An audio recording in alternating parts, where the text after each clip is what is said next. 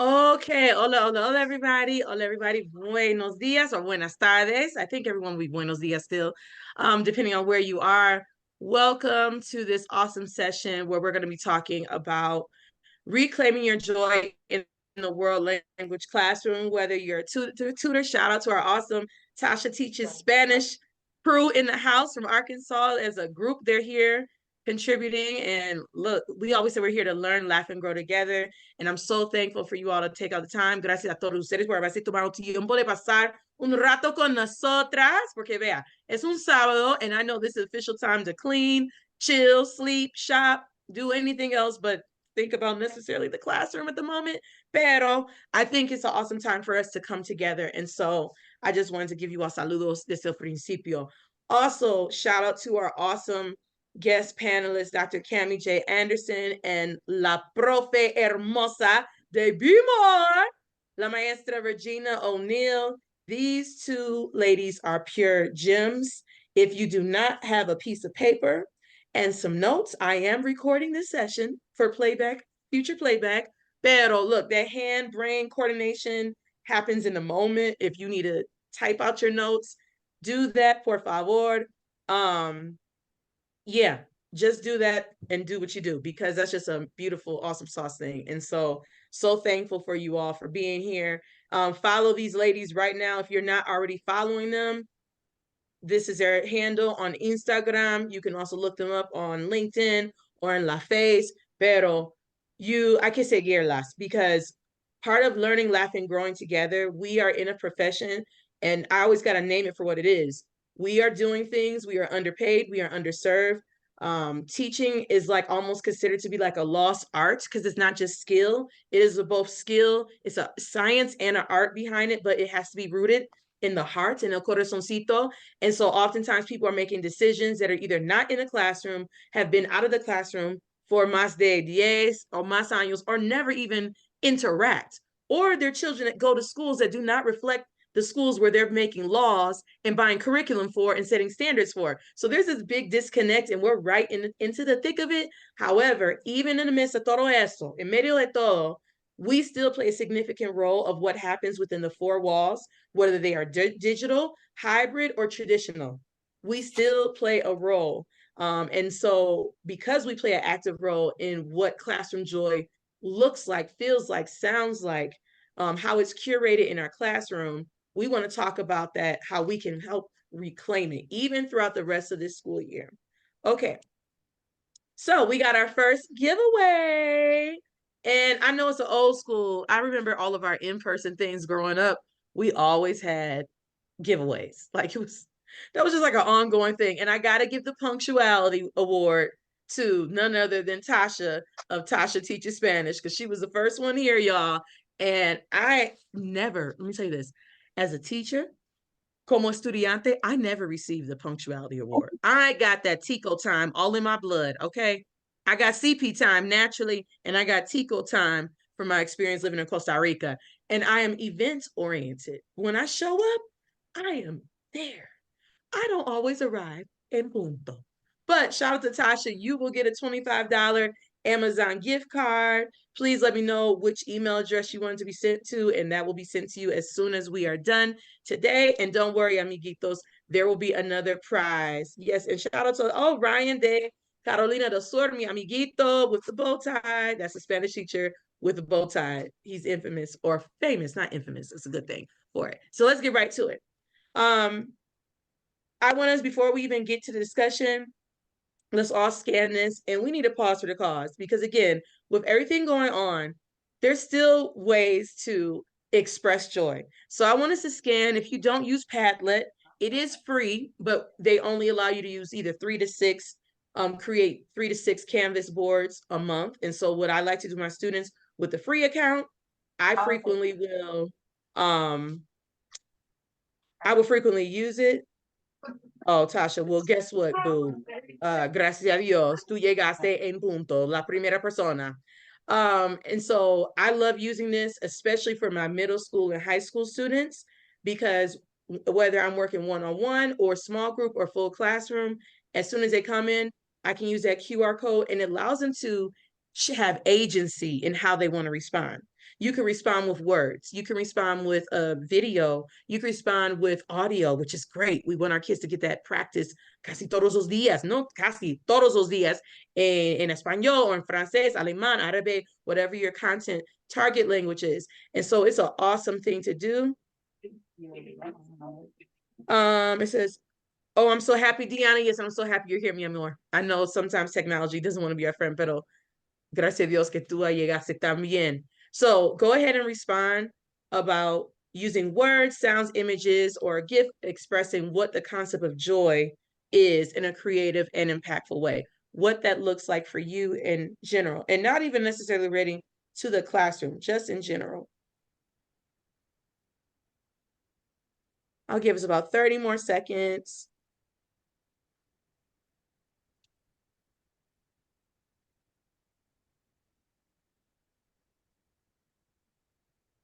Uh-oh, did it scan the right thing for you all? Yes, see, thumbs up. Did it take you to Padlet? Okay. I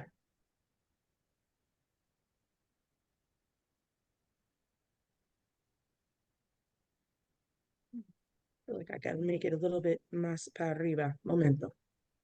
Because for me, it's too low. No.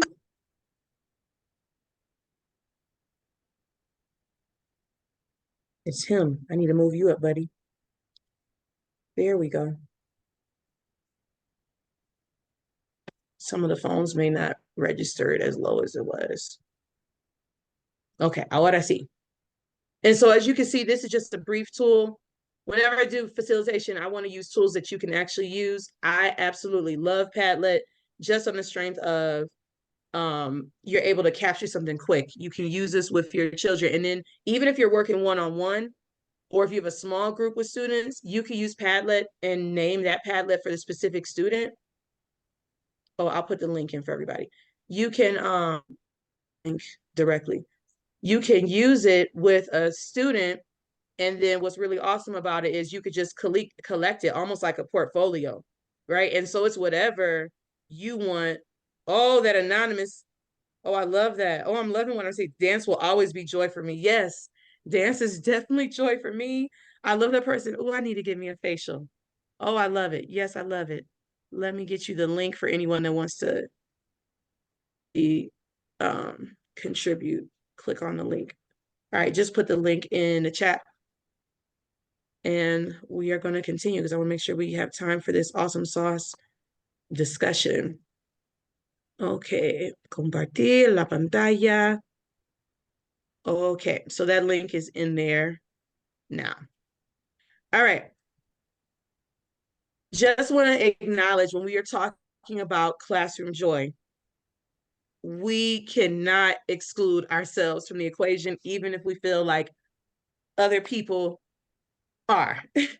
So I know the emphasis is on student joy, how our students are feeling, what sensations, their thoughts, their regard, buenas vibras. But again, it is equally important where you are emotionally, mentally, spiritually, psychologically impacts who you are occupationally. And your students, and I'm doing a session next Saturday. That's just like I'm going to like redo it again because it's for select teachers in Michigan, but really looking at even the neuroscience, as much as we think about the higher orders of Bloom's, right? Where you create and imagine your brain, and we base it off of prior knowledge. We say, oh, what's the prerequisite? What prerequisite skills, what prior knowledge do you need to know in order to do this task? That's based off memories. Well, what memories have been formed about the energy in your classroom, about the level of engagement in your classroom, about how I feel in this space and place. So you're asking me to do a higher order thinking task, and then we're getting upset. I'm just being real. Like, we got an hour and we got to let the queens do their thing, answering questions. But I just want to set that platform. It is equally important, right? How students are processing the energy in your classroom, let alone the content, as it is equally important your emotional well-being. So we got to do something about it. We can't just like talk about kids are disengaged, they don't want to learn. I cannot, when these people say these kids, we got to check our mindset. These are our kids, these are your kids. You don't have to biologically produce them for them to be your children. Young adult, high schoolers, middle, or chiquillos in primaria, and so we want to be mindful of that while everything's going on, we play a role in this. So what I did using AI is because we had so many awesome sauce responses, and I didn't want to flood a gazillion slides with different things. I just want us to analyze a common thread. I took all of our responses for each of the questions, and this is what the common theme was. Regarding the biggest challenges that we're facing in maintaining this type of joyful atmosphere, we see this common thread: struggling with student engagement, classroom management, and fostering, I love that term, that genuine interest in learning, along with other obstacles, apathy, behavior issues, and outside distractions. All right, that's what we're going to address that. Another thing, just looking to see what we feel, how we norm as a group on how do we personally define and measure joy in the classroom, and what indicators let us know it's there or it's not present.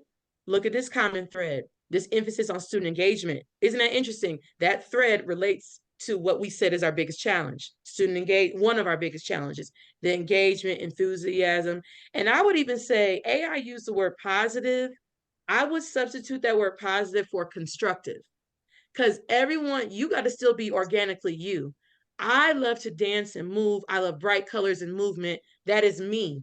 You can go in another teacher's classroom and that is not visibly what it is, but you feel so much joy in that room. Joy is not a one size fits all. So, but it is about being constructive and healthy, right? And then let's talk about, these were 3 summer like generated questions from what everyone submitted, and these are going to be what we really focus on during this talk. What strategies we were asking that can effectively have for our high school teachers? How can we engage our high school kids and get them enthusiastic throughout the year? Maestra La Profe Hermosa Regina O'Neill is a high school teacher, and she teaches the higher levels at that. So that's going to be some really good feedback with that. How can educators support students who freeze or struggle? And I'm really excited to see what Dr. Cami says about that, because she talks so much. And Dr. Cami, we got to do a plug for your book. If you have not checked it out, look, just as much as Loretta Hammond's text is a required text for parents and teachers and just humans, Dr. Cami's text is a required text, period. So we're going to do a plug for that at the end, but also being mindful of that. What is happening even psychologically? I know Dr. Cami's going to bring that angle even down to our DNA and how that relates to how we are experiencing or processing joy or engagement in the classroom. And I'll trickle in what I got to say in a minute, but I want these queens to do their thing. And then what practical techniques for sustaining energy levels? I love doing that. Like, we got to, that sustainability of that joy factor to help prevent burnout, especially during the challenging times of the end of school and when teaching online. Like, this is real. We have to be culture responsiveness. And last thing, then we'll get to talking. Culture responsiveness, y'all, more and more is less like concentrated on your race and ethnicity alone. It has to do with your generation as well. Gen Alpha, our elementary and 6th grade up to 6th, 7th grade, they have shared behaviors because of this. Our high schoolers are Gen Z. They have shared that anxiety, y'all. And it makes perfect sense in my mind. The reason why we got these anxiety levels. Oh, Dr. Cami, put your book title, The Color of Language. Can you add that in the chat box, por favor? And even a link to the anxiety levels are like out of control with Gen Z, because whereas the millennial generation, we still were socialized without being validated through technology. Now they were born where literally, I always tell people, I was just in Puerto Rico. And again, we had the same conversation. When you even think about the symbol of un corazoncito, this doesn't mean love anymore. The first thing this represents is validation. Oh, look, how many likes do I have? So we got to even think about that high school group in early college. I'm not saying you have to rip around bien, and it sound like a robot. But which good practices as a teacher is giving reliable feedback, period. Not waiting to the end of the week, the end of the semester, the end of the year when they take this examen final, right? And then we're like, why Johnny got a D, right? Why Pookie Bear got an F? Why Jessica got a D? No, we need to give them feedback diariamente, but also consider not just feedback on the content, y'all. That Gen Z, that social emotional well-being, they need that heavily because they have been impacted because of that. Yes, the color of language. All right, so I'm going to be quiet, and now I'm going to bring up these beautiful queens so we can start answering these questions and discussing. Dr. Cami, I want you to kick us off. Actually, yeah, just set the tone for us, Dr. Cami, for what we're discussing. And Tasha tiene una pregunta before we get started, and then I'm gonna go ahead, Tasha. Really quickly. One of our team members is trying to get in. She's saying Joy isn't working as a passcode. Would it have changed that quickly? That's what you gave. It should not have, but let me click invite, copy invitation again. I'm gonna put it here. Okay, thank you. I'll just copy that via text. Thank you. Yep, that's what it says for invite. I'm sorry if that's not coming up, but you know, Zoom be doing what it do.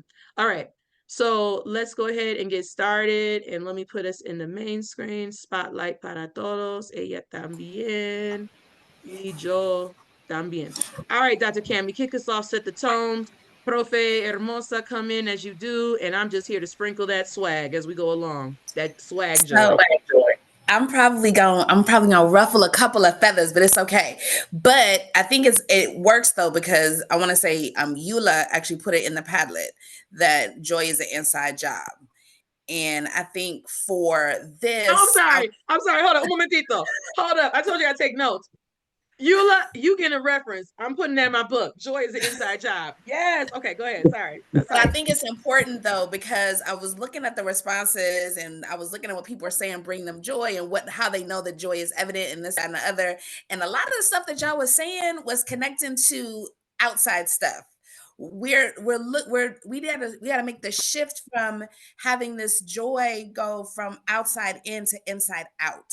So what is it that we're doing with ourselves, and how are we producing our own joy for ourselves in order to make sure that it is modeled and manifested in the classroom? So we've got to think about what is joy versus what is happiness, and all those things that you're like, oh, when the kids are smiling, that's happiness, y'all. That ain't joy. You can have joy in grief. So, what are the things that we're going to do in order to make sure that our joy is always present, even on the rough days? Because it's not that you walk into the classroom and everybody is smiling and giggling, and that's how you know it's a joyful classroom. That's not it. That joy has got to be sustained through all of those things. So, how do you find joy in those behavior management issues? How do you find joy and the fact that these babies are coming with a whole lot of anxiety? How do you have joy with the child who is reluctant to come to your class because they have overall school avoidance issues that they're dealing with because of whatever is happening? Where's the joy in those things? Because there is joy in those things. And the only way you can no longer see it as a problem is if you're able to tap into that joy in those moments, to be able to work through it and to be able to find the solutions. The joy is what gives us the solutions to those problems, not the PDs, not the books, not the ways in which we talk with other teachers and get their strategies, because what works for Tommy in history class is not going to work for Tommy in Spanish class. So your joy is what works for Tommy. So what are the ways in which we're making sure that we're holding on to our joy? And I think that's what I think is important when we're talking about reclaiming joy. The students are going to have it if we have it. And if we don't have it, and I know we're stressed, there's a whole lot happening. There's a whole lot of changes.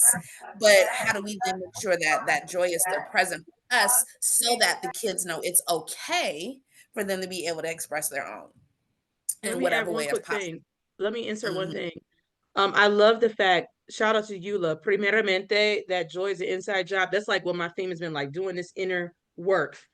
And with that being said, whether you are a virtual teacher, an in-classroom teacher, small group tutor, whatever it is, in order for it to be an inside job, you have to get to know your students. Like, it is not enough to think you're coming here as this content expert and you're teaching them content. My freshman year professor at Western Michigan, I always remember, she said, content is not first. Children first, humans first, content second. So part of that is that we're disconnected from our children. you know, who they are. They have such rich cultural and linguistic capital. Profe Hermosa, what you got to add to that? I would Oh, say, just to add to that too, and then I'll let Profe come in. But you can't really know and understand the humanness of the student if you are not clear about your own humanness first.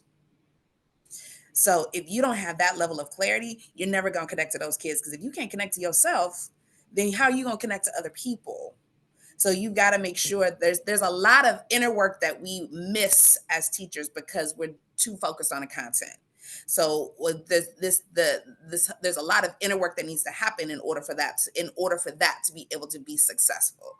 You can tap into whatever students you want, but if they look at you and they see that you're disingenuous, they're not going to give you the time of day. And so you got to be able to sure that you're working with yourself too. But I'm gonna give it to Profe. I agree with everything that you said. I mean, the whole business that we're in is connecting with other humans, right? And so I think that joy happens when we understand why we are here. What am I doing here? What is my purpose here? Um, and making those connections is absolutely imperative, because if I don't connect to the kids, he's not going to buy anything that I'm selling. Why? Because he's not convinced that I care about him. And so that work has to come first. You see what I'm saying? So that's my little 2 cents.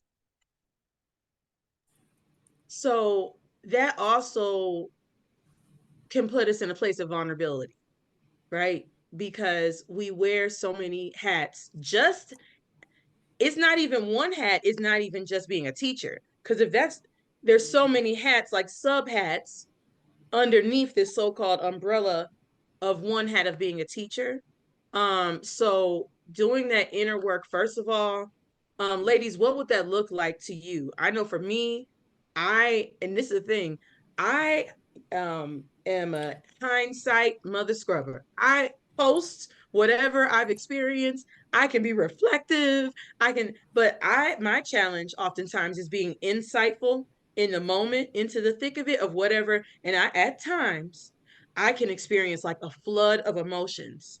And so I have to use detached logic and reach out to my people who I know can help me bring me back, like, and help regulate me. So what does it look like for you? Because we could say this, we got to do this inner work first before we can even address and make these connections with our alumnos. So what does that look like for you, Dr. Cami and Regina, as far as like the awareness of self?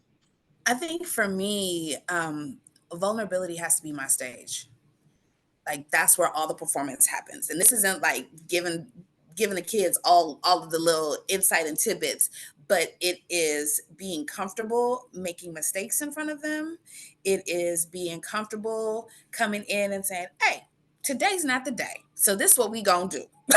I had this whole plan. I ain't feeling it. And if I'm not feeling it, y'all not gonna get it. So this is what's gonna happen. But that vulnerability piece is actually where our joy lies, because where we're able to be just raw and authentically ourselves, and raw not in a sense where there's like disdain and vitriol and all the negative emotions that we kind of attach with I'm raw, that's who I am.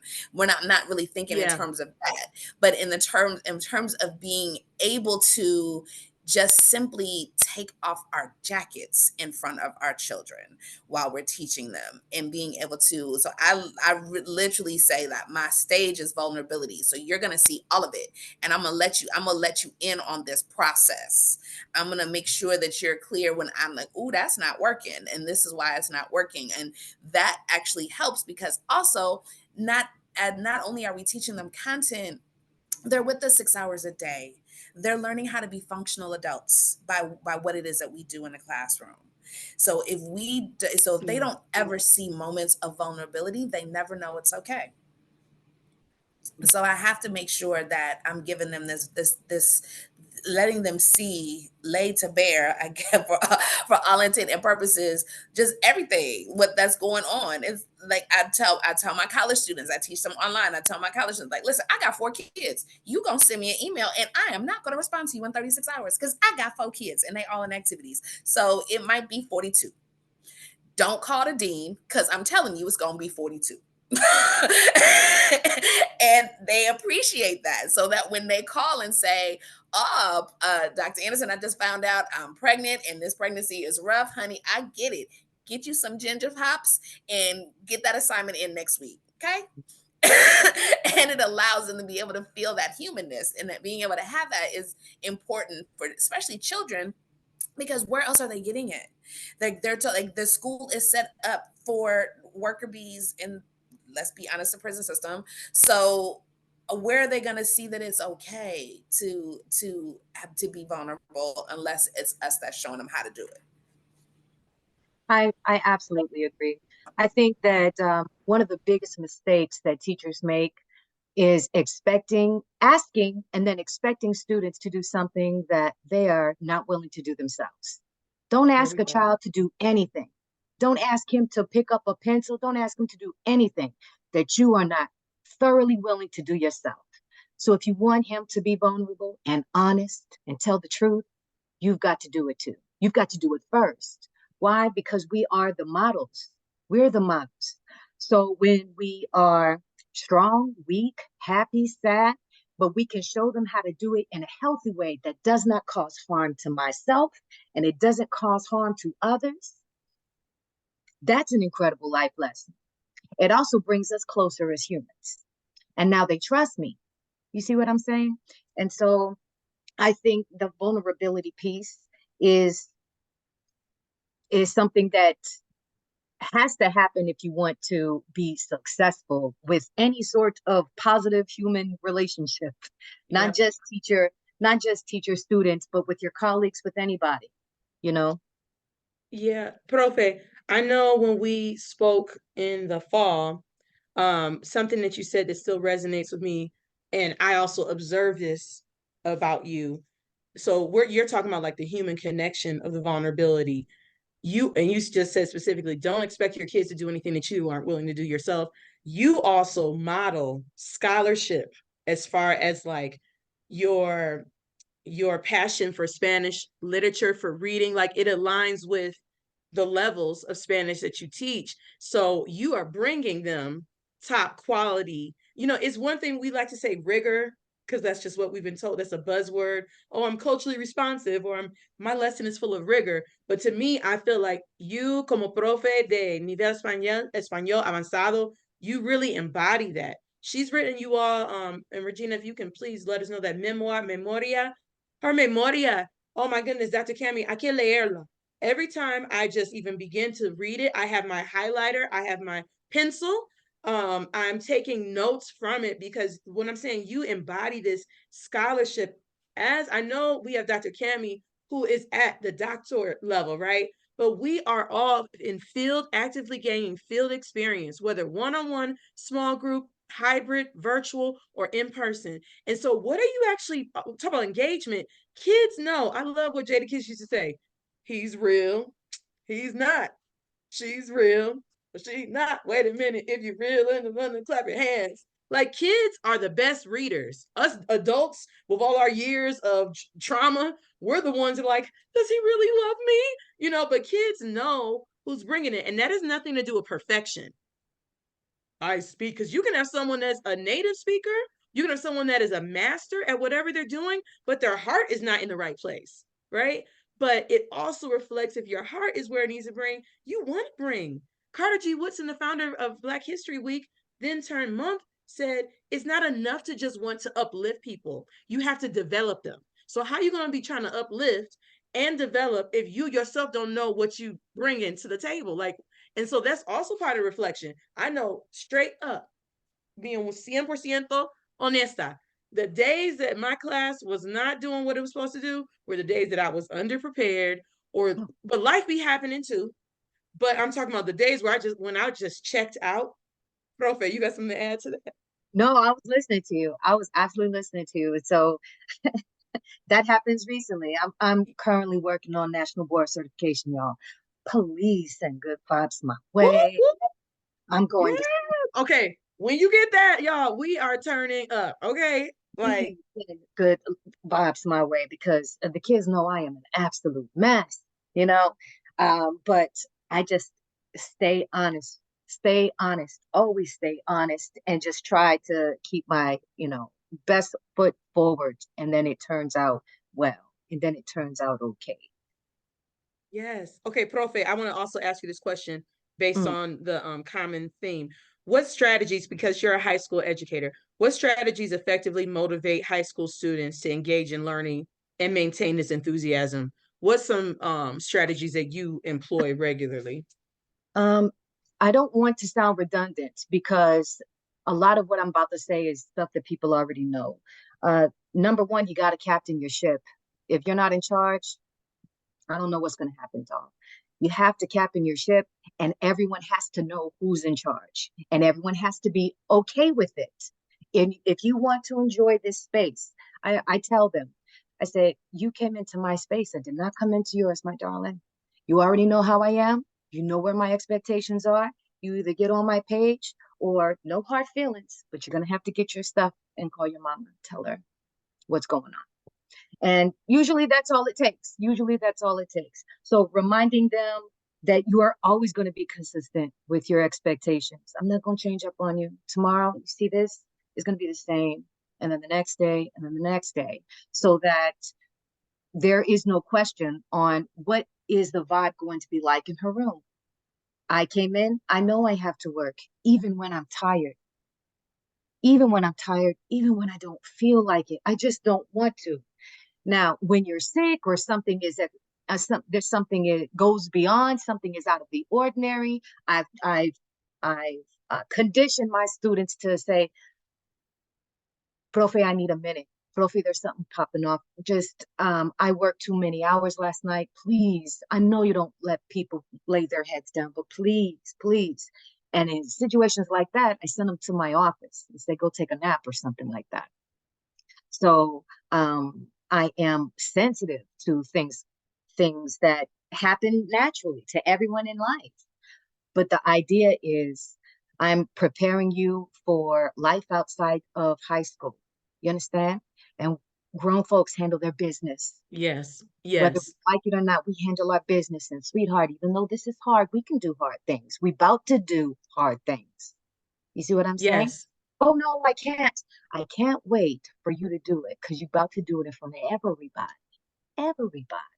So not only are you showing yourself, but you show all of us that you absolutely can.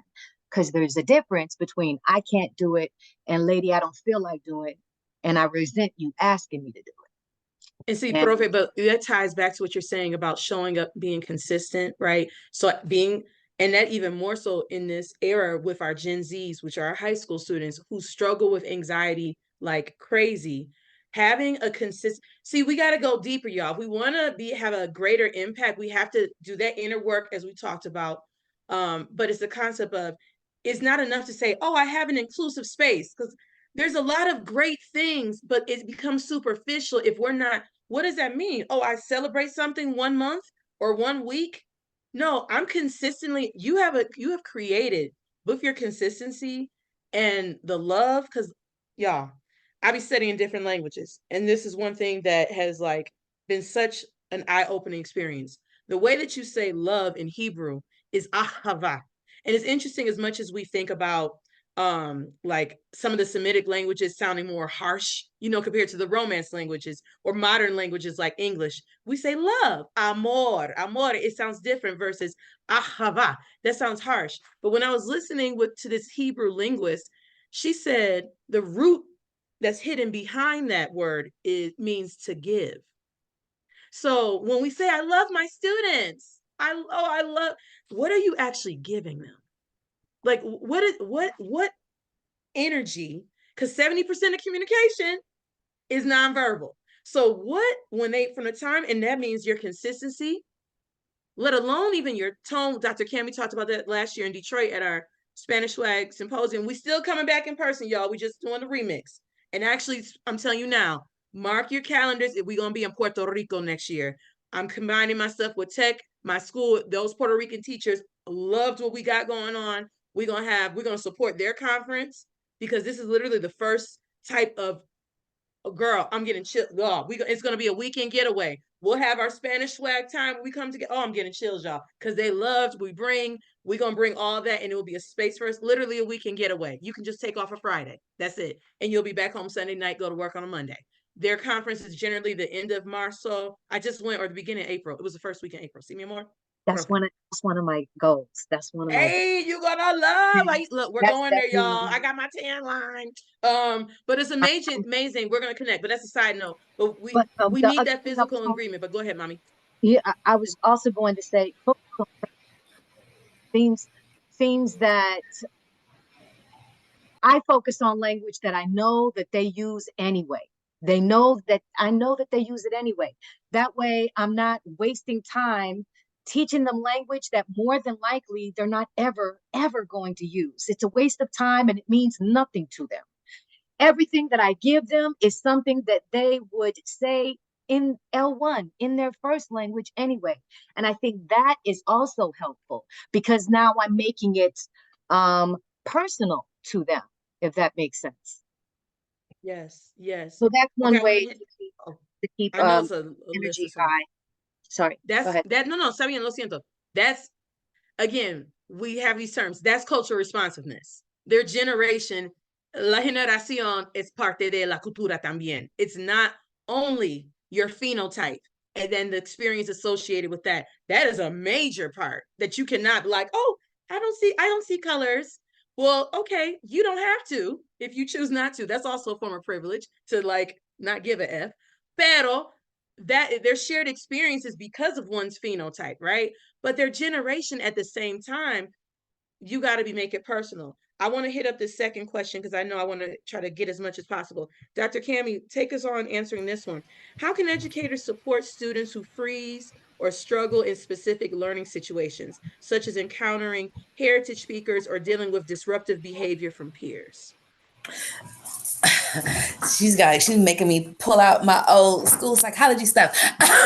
So no, but I think with this one, we actually have to be more mindful and more intentional before they hit the classroom about those things that could be contributing to those types of disruptive behaviors. It's not disruptive because I feel like being just being the antagonist for your classroom this year, or it's not always that dissociative authority disorder is not always that. There's other things that might be happening. It could be that I was telling some of the folks in Detroit last year. I had a little girl when I was teaching 7th grade Spanish who literally was walking the streets at night because she had a pimp. And her behaviors in my classroom were reflective of that circumstance. And I had to be able to address her in a way that did not admonish that. I couldn't be judgy. Because who actually knows? Only thing I just needed her to do was complete the work to finish the class. So what do I need? What do I need to have set up to make sure that folks are supported? What do I need to do for that child who does not like coming to my class because there's a people in the class that are always talking about them because they smell, but they don't realize that the reason why this child smells is because they're homeless and they didn't. And so you've got to be intentional about the thing about what is the other part. Like you're using this term like the cultural responsiveness. I'm thinking in terms of the sustainability of some of these lives within these cultures, right? So it's not just I can respond to Gen Z. It's not just I can respond to Gen A. It's I can sustain them in the midst of all of this because I have those things. And even like because she like is Smitherman and all those folks, they're changing their language around it, right? They're shifting from cultural responsiveness to cultural sustainability. Yeah. And what does that look like? And I think part of that is being able to go in with a knowledge. So we're not just because we're in the front of the classroom does not mean we stop learning. Right. So what are the things that we need to learn about our folks in order to be able to address some of these issues? The freezing is not only because the heritage speakers freeze all the time. They're not freezing because they can't speak. They're freezing because no one taught them to read. and you're asking them to read, and nobody in their household was reading them books.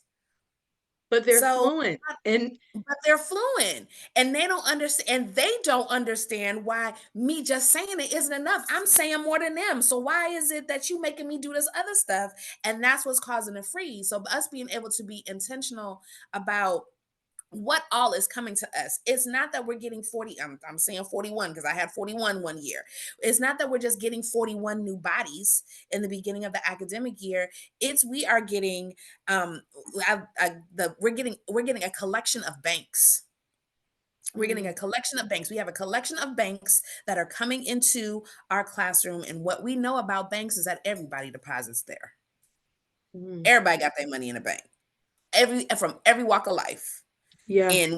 Which means that all of those people have a touch point. So who are all of the touch points that are coming into your classroom? Not just the child, their grandmother, not just the child, their next door neighbor, not just the child, their pastor, not just the child, their friends. All of these people are coming to the classroom for you. You might have physically 40 people in your classroom, but you got about 1,000 in that. So, and how you That is address spot. Hold up, mamita. Espera, hold up. That imagery right there, I've never thought of it like that ever. I mean, I know we think about diverse backgrounds, different learning preferences, but I really love that concept of connecting every child as a bank. And think about everybody's bank account is different, right? Even folks get the same salary. You got you can have 10 teachers and they all make $55,000 and we a all got year. different bills. They got different I would bills. love if anybody would like to take my Amex bill, please. I mean, listen, if y'all want that, y'all can have it. But we have to understand all of those things, and that's what's coming into our room every year. So when we're thinking about the child that freezes, the child that's hesitant, the child that seems reluctant, the child that seems, we have to go back and we have to examine who is depositing into their bank. And once we are clear about who is depositing into their bank, it makes it a little bit easier for us to be able to address those issues. It's not this addressing issues of freezing and reluctance and hesitancy is not a Band-Aid fix. It goes back to what Profe was saying. You got to be able to know the child. And to know the child, you got to know who they're bringing with them. You literally have to look at your child and say, who all over there? Before they say their name. So I need a transaction. Where's the transaction history? Because just like at them cookouts, when we like who all over there before we determine whether or not we coming or what we gonna wear or what's going, we got to do the same thing with these babies. We got to look at our babies and be like, who all over there, so that we know how to act accordingly. If we know that Uncle Jimmy is in the background, then we know we got to get ready for Uncle Jimmy energy. And we got to be ready for that. But that takes intentionality, and it takes a level of studying our student, like looking at our students as our text for the year. Not just what this is the book that we're using, not just these are the worksheets, not just these are the exercises. We get 30 new books every academic year, and we have to read all of them cover to cover in order to make sure that we're really doing what needs to happen in our classrooms. Profe, look, I just gotta say, I normally when I'm at home, I got my mic to drop it, but I ain't got no mic. So when y'all see me doing this or just like this, okay, Profe. Just to add on to that, especially when it comes to freezing kids, y'all seen that meme where the lady is laying on her back and her soul is leaving her because she has to speak to a native speaker, right? That's some real stuff. That's some absolute real stuff. I'm sure it's happened to us all. And it happens to the kids too. No matter how badass a teacher you are, it happens to the kids too, right? So our job is to remind them, yes, you can do hard things, and anything that you do repeatedly, inevitably, you're going to get better at. And I remember one year, it was level 3, and we were debating. It was Student National Bill of Rights. There's 16 of them. For example, all students have the right to high quality food. All students have the right to free public transportation, etc. So I let them pick their partners, and one was for and one was against, 2 minutes apiece, right? And I remember my girl Taylor had herself a good old panic attack because her partner was a heritage speaker, strong heritage speaker. and she doesn't want to go. And now she doesn't want to go. And it's showtime. And it's showtime. She doesn't want to go. And I brought her over, and I could see her hands exactly the same way that I experienced it. And I said, this too is part of the process, babe. If you back out now, all you're going to be is mad at yourself. If you back out now, this is the difference between those who can do and those who just bullshit. You understand me? So we're not going to run from this. We're not going to run from this. And if you have to puke, baby, so that we puke. And it's going to be all right. But look here. That's why we got garbage cans. Go ahead, baby. Look, so Profe, pero bad. I see that no. on different levels. That's not only, that is modeling it as far as character development, to preparing our kids for the future. But that's also needs to be spoken to teachers. This too is part of the process. We psychologically, we've been look, technology got us on this Amazon Prime, Instacart, and thinking we can manifest. Nah, boo. This too is part of the process. There will be struggle along the process. That's just period. Even when you so-called have master, is mastering. It's ever changing. So this too is part of your process. It's part of your story. So let me tell you what happened. Dr. Kim. Get it together. Get it together. You need some water. I say you get in there and you eat him up. You eat him up. You understand me? He better not win. He better not win. Then I went up to him and I said, don't take it easy on her. Let her have it. You go ahead and let her have it. Because it's part of the process. It's part of the process. You know, the very next year, I initiated that girl into my Spanish Honor Society, and she took and passed the AP exam, and that is not an easy exam. You see what I'm saying? Oh, my heart. But that's why I do this. That's why I do this. You know? Yeah. And now there's Taylor out there in the world. Okay. Dr. Cammy, what were you going to say? This is joy. This is evoking joy right now for me. Okay, so go ahead. So I was thinking about like the story of Taylor and all these different things and all the little inner talk that she might have been telling herself. And that's given because, you know, I got to go there with ancestral memory, right? and the ways in which we sometimes forget that with our children, they carry some genetic markers around language. And a lot of times too, some of the things that are dealing with them because of that crew that they're coming in with, they're carrying also their genetic markers with language. And it can be like for the heritage speaker, it could be whatever that 3K parent might have had to deal with when they first got here. And they were told, no, no, no, no, no, no, no, because their mothers told them, no, no, no, no, no, no, no. And now here I am in the very class that my mother was told she wasn't supposed to take. And now, and they're battle, and all of these markers are following them too. So we also have to be able to be willing to, think about genetically where things are coming. Like I've been trying to learn Portuguese for like 4 years, and I couldn't understand for the life of me why it was so hard. Like, why am I having such a hard time with this Portuguese thing? And I sat with it, and one of the things that came to me was, you know what, sweetie, your DNA is in the Congo. And Angola was notorious for Portuguese atrocities during the Ma'afa. You having a hard time with this Portuguese because your ancestors like, you bet not. You bet not let that language roll off your tongue. And it took some negotiation in order to be able to, you know, that took some inner spirit work to like, okay, listen, y'all, I mean, I get it, but I really want to know it. So can you just work with me? And it's getting, and now the learning process is a little bit different, but our children don't know how to articulate that, but they have it too. They have it too. Yeah. And so what is it? Like, so if you are someone, I'll use, because I don't think there's anybody here. So if you have somebody who is in a parish in Louisiana and they're having a hard time, they don't understand why this French isn't coming easier to them. Look at their history.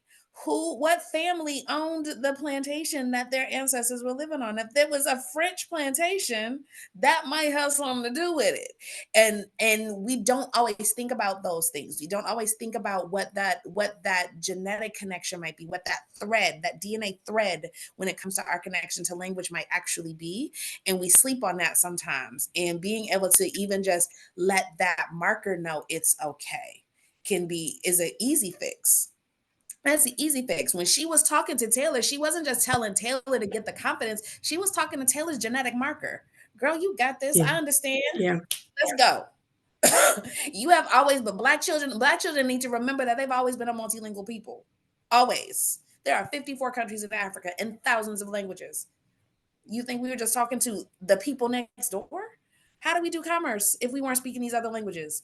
There's so much back there that we just need to remind them of. And sometimes we have to have those conversations that might seem rough, that might seem harsh, because that's what the genetic marker can hear in order to get them to a point. And I just think it's important, especially because especially when we're teaching children that come from historical communities that have a deeper connection to spirit than is allowed in the classroom.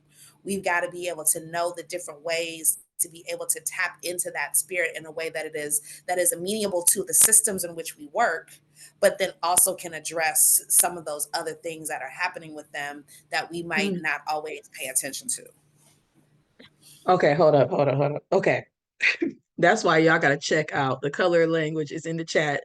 When I send the play out or the replay, I will include you all to purchase that. I want to connect something that you both just said, and then we have a final reflection piece, which relates to a giveaway relating to your experience with Taylor, and then Dr. Cami, what you just said as well.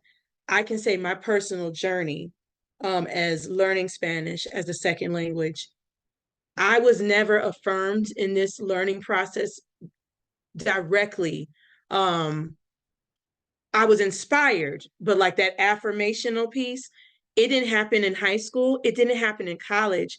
For me, and just hearing that, the vibration I just got through my body was such joy. Like, this is what we need, because it's more than just the content. I think that's what we get caught up on. It is not math teacher, science teacher. Like, this should not even just be for world language teachers. Like, this is just period, right? But this is who we directly work with so much. So that's why the focus point is that for now. But those are missed opportunities. I remember being La Única Negrita in so many of my advanced classes, and then take it to college, definitely the only one. Even though in high school, I went to a school that was predominantly Black, but at all the conveniently at all the AP classes, all of our honors classes, we were the minorities, which that's just always an interesting thing. But then even in college, being literally La Única, right? Black person, let alone also Black and woman, I never was affirmed. I had those because I would be in classes with native speakers, with heritage speakers, and then with non-people of color learning Spanish as second language speakers. It wasn't for me until I moved to Costa Rica. And it still didn't happen when I went to the university. It was when I was in Limón, in El Caribe Sur, with Afro-Caribeños, that I was like affirmed. That even with the feedback given to me, oh, Jessie, no se pronuncia así. It was just, and these weren't teachers. These weren't certified teachers. These are people that were mucamas, people that take care of the beds, the maids, and that affirmed me. And they were loving on me and poured. Oh, I get chills thinking about it. My 3 years living in El Caribe Sur, my neighbors, my community members poured into me on so many different levels. And so I just want to leave us on that thought of like, while we're thinking about the challenges in doing the inner work ourselves, and especially hearing what Profe Hermosa just said, like, even if you had missed opportunities for people to pour into you as a scholar, as a human, let alone as a language learner, what do you want that to be for you? Like, how do you want to do that for the children you serve? Because that's the inner work we're talking about. To reclaim it, means to come back again. Like, that's why when we talk about restorative justice, what are we restoring to begin with? Like, so what are we reclaiming? And like Dr. Cami said, well, what is it that has been claimed to be in the beginning in order to reclaim it? I want to share something on the screen, then I want to hear some final thoughts, because I know we got a minute in. I said we're going to be on time. We might be like 5 minutes over, so if you leave, thought it'll be in. I want to honor your time. Giveaway 2 relates to the final reflection piece. All right. So how will you create conditions to cultivate, and I don't need your name, but when you add your comment, please put your email at the bottom, even though that may have your name, because that's why I'm going to share this with Dr. Cami and Regina, O'Neill, Profe Hermosa, and we're going to determine, the first prize was $25. This one is going to be $50 Amazon gift card. And I want you to honestly, I know sometimes we do surveys. This is not a survey on our performance as facilitators or panelists or speakers. This is about, y'all, we have to humanize the language learning experience. So I'm going to give us at least 1 solid minute. And then afterwards, we'll hear some final words from our panelists, Ija. Okay, so I'm setting a minute timer in mi teléfono, and then we will come back for final words. Un minuto. Ya. Okay. Un minuto. Jessie, you're going to put it in the chat for them too, just in case. Yes, ma'am. Thank you for letting me know. I will do that now.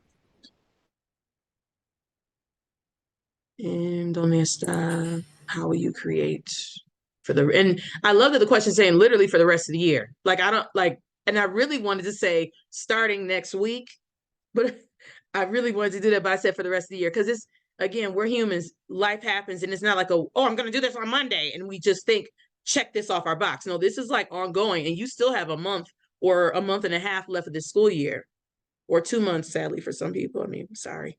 That's a Padlet link directly in there, and I'll put it back up on the screen as well. Take off that music. We don't need it right now.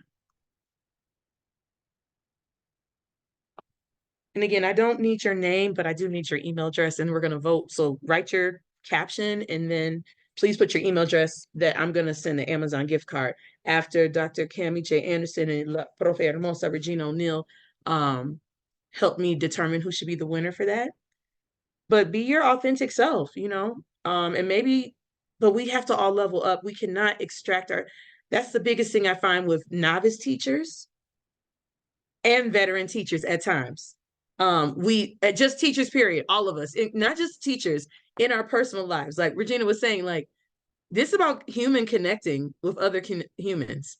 So how do I extract myself? I actually just ended a relationship, or paused it rather, because I had to do some inner work to say, wait a minute, am I being the best version of myself for myself in this relationship? Or am I allowing fill in the blank to guide me? Like, we have to pause and do inner work. So this is not limited to the 4 walls of our classroom. This is about just, how do we humanize this lifelong experience for us and for our students? So 30 more seconds, and then we'll hear final words from las dos.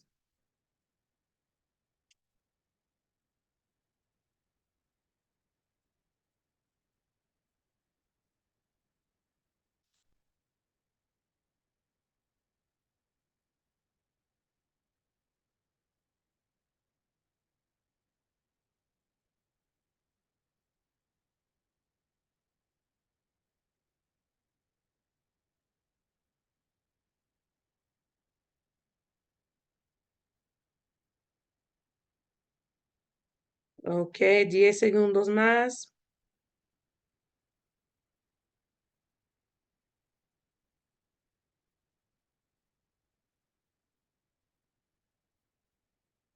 Okay.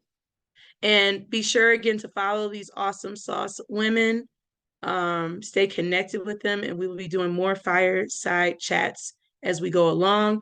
Ladies, do you have any final words? Profe, Dr. Cami, whoever wants to go first before we end our session today. I wanted to end by highlighting the person who actually poured into me. She is my soror. She's from Cuba, Havana, Cuba. Her name is Caridad Morales Musa. And if it wasn't for her, maybe I would still be asleep. I'm not sure. But she is the one who affirmed me. She is the one who made me understand, why do you think you can't dominate your second language? Why do you think that about yourself? Because ain't nobody told me that. Because I come from an environment that says Black folks don't speak 2 languages. And she said, well, you know, you're an American fool, and you can get better at this, and I will help you. And I want to I want to surround myself with people who pour into me that I admire, you know, who almost are like a reflection of what I can be, if not supersede. You understand what I'm saying? And I am committed to being that to anyone who would need that out of me. So my stories are amazing. Wow. I told you, I hope y'all taking notes. When you see me looking down, I'm not texting nobody. I'm taking notes. Wow. Dr. Cami. I think the most important thing that I would love for everybody to walk away with, because if you notice, we didn't give you steps, we didn't give you tools, we didn't hand you a toolkit. We really just made sure that you kind of take some time to look within yourself, right? And I want us to, reclamation is not a one off. You're not going to reclaim your joy today and then you have it in perpetuity. And joy is also a process. Like, you're going to constantly be trying to seek joy. You're going to wake up tomorrow morning trying to seek joy. And I think the most important thing is that so long as we're searching for those passions and that purpose that we were talking about earlier, being able to know what that purpose is, and let's be vulnerably honest and open with ourselves. If that means that our purpose is no longer the classroom, okay. If that means that our purpose is only a particular population of student, okay. If that means that maybe I just might have to just dive into this administrative thing because there's some policies I want to change and I might have to dip away from the classroom, okay. Because if the process to our joy means that we have to make changes to what feels very comfortable right now, comfort is not our joy. Comfort is our fail safe when seeking the joy scares us. So I want to just encourage y'all to be able to just continue to reclaim joy every day, continue to seek that joy every day, because if you're doing it, then the students are going to be like, oh, that's what it looks like. And it might be different. It might show up differently on them. But so long as the joy connects, if you're connecting by joy, then you'll be okay with it.